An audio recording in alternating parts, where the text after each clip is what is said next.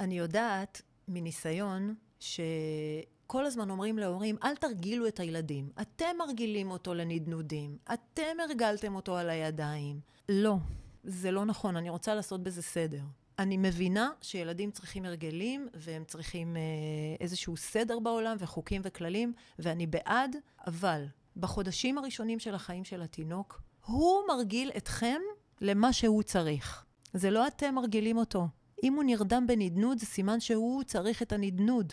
אם הוא נרדם בניענוע, אז הוא צריך את הניענוע. אם הוא בוכה כי יש לו גזים, אז הוא צריך שיחזיקו אותו ויעזרו לו. התינוק משדר לכם את מה שהוא רוצה.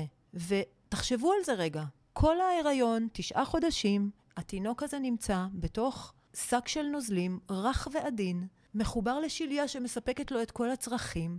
אמא שלו הולכת איתו בתוך הבטן, היא נעה וזזה כל הזמן. יש צעדים, יש תנועה מצד לצד, ואז הוא יוצא אל העולם, ושום דבר לא קורה. הוא לא זז, הוא נהיה סטטי. ולכן יש לחץ, ויש היסטריה, והוא בוכה יותר, ויש לו גזים, ואת כל התופעות האלה הוא צריך לעבור עם המבוגר האחראי עליו, ולקבל ביטחון בעולם הזה.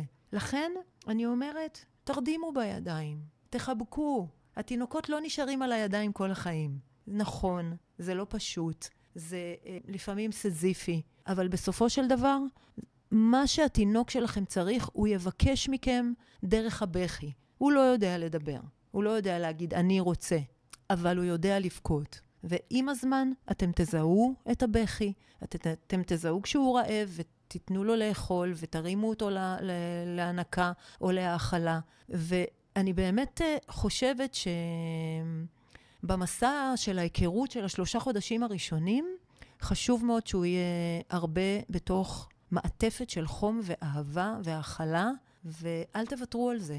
זה הדבר הכי חשוב לגדילה בביטחון, בללמוד לסמוך עליכם כהורים, שאתם תהיו שם כשהכאבים קורים. אני רוצה להציע לכם שתהיה לכם תמיכה, כדי שלא תתייאשו ושזה לא יהיה לכם קשה.